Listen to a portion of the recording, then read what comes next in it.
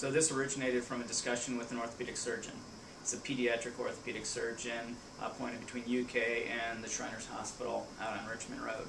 And he sees these kids with Perthes disease. So they end up with this condition that is life-changing. It's not just painful, but it is a destructive disease to their hip. They have major problems, and many of them need total joint replacements way too young. So he was saying, we really don't have any good treatments for them. There are non-surgical treatments, there are surgical treatments, and none particularly work well. So he wanted to see, is there something that we could do, something that we could deliver into that femoral head, the ball of the leg, and see if there's a way to prevent some of that destruction.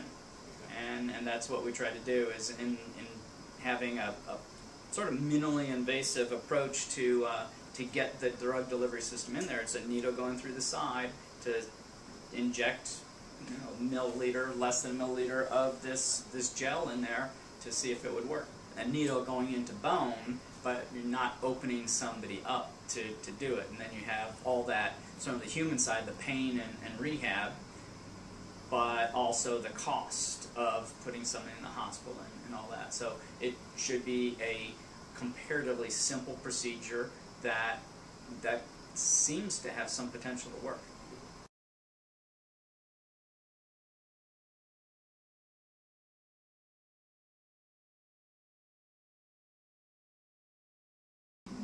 The approach is like a sponge. So you take the gelatin and you cross-link. Everybody's familiar with Jello. Everybody made Jello. So we just warm it up and it dissolves. We don't want that to simply dissolve, because then the drug is just going to dump out. So we essentially cross-link it. So you make covalent bonds between the chains, so that it doesn't really matter the temperature and within a physiological range at least, it's going to stay as an intact microsphere. And then we just treat those particles as sponges. So we dry them and then just let them absorb the drug-containing solution.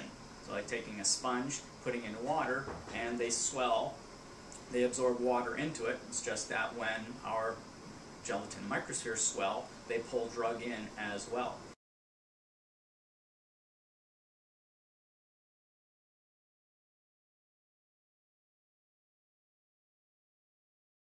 So that's why we wanted the anti-resorptive early, trying to stabilize the bone structure to some extent.